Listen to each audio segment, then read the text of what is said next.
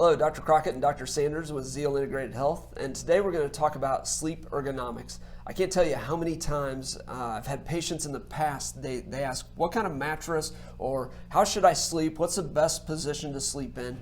And so today I want to talk about sleep ergonomics, how you should actually sleep. You know, there's a lot of options with this and a lot of things that you can do. Should you sleep on your back or your side? And or maybe you're a belly sleeper. But when you start looking at these options, there's things that we need to take into consideration for a lot of these. So let's start with the back. What would you suggest to somebody that's sleeping on their back? So anyone sleeping on their back, we want to maintain that spinal posturing even while we sleep. We want to make sure those curves that are natural in our spine stay there. Sometimes to help this, so our low back doesn't flatten and cause us pain in the morning, we ask patients to put a small pillow underneath their knees.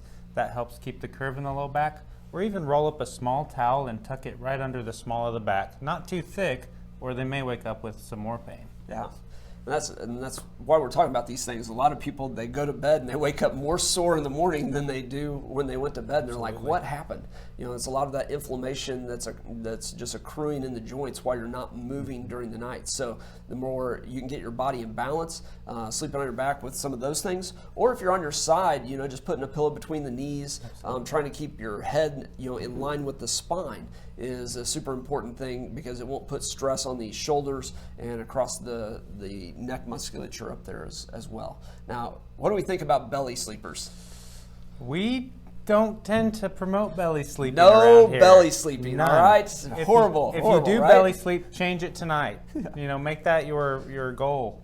Yeah, and it's going to take time to do that, right? So Absolutely. Why is it that we don't want to sleep on our stomachs? Well, if we sleep on our stomach and maintain a straight posture, our face will be in the pillow. Most of us can't breathe with our face in the pillow, so we tend to turn it one side or the other. This puts considerable strain on the neck. That causes things like nerve compression, muscular imbalances, and misalignment. Yeah. All of that, if you were guessing, is bad, right? Very bad. So not good for the neck, not good for the nerves, and you're going to wake up sore and stiff. Now, a lot of you have been doing this for years. It's going to take time to change. So you got to realize this is going to be a battle, and you're just going to have to start, sleeping on your side, sleeping on your back, and you're going to wake up the next morning on your stomach. I'm just telling you, this is how it works. I used to be a belly sleeper, so I know it took time to change those things.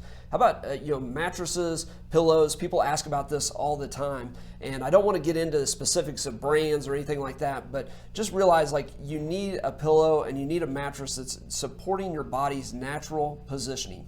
We have cervical pillows that we sell to our clients here in the office, but there's some people, I tell them, listen, you don't want to be using a cervical pillow. These pillows that have those curves in there, you get on your side and you're sleeping on one of those pillows, well, guess what? All of a sudden your head's down in this hole and you're going to wake up again with a sore neck and wondering why you purchased that pillow. And I've had a lot of people that do that.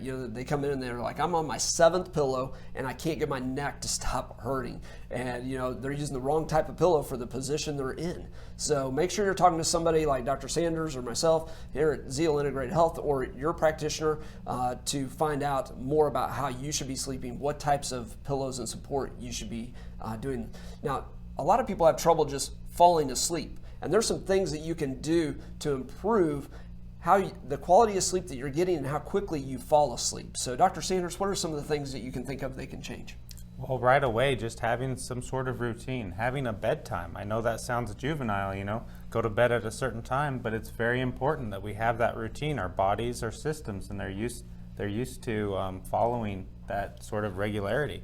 If you don't have a bedtime, if you're staying awake on your device in your bed, you're not calming your body down, getting ready for sleep at night. Yeah, a lot of these electronic devices are emitting a blue, this blue lights. They activate parts of the brain that are going to keep you awake. And so somebody gets up, maybe in the middle of the night and they get their phone out and they're like, well, I'll read on my phone for a little bit. It's decreasing your chances of falling back asleep. So, typically I tell people a couple hours before bedtime, start disconnecting from, your phone, the computer, the TV. Get off of these electronic devices. If you want to read a book. You know, those odd things that nobody has anymore, but go get a hard copy book or a paperback book and read out of that. You're going to allow your brain to start that cycle of shutting things down, and that circadian rhythm is going to start adjusting so that you can fall asleep faster. There's also some things that activity can do. You know, just being active, being engaged during the day can actually help balance the body a little bit. A lot of times when we're sedentary, and I think right now, you know, there's, you know, a lot of people, they've had changes in their lifestyle, and maybe they're sitting at home, they're staying at home more often right now.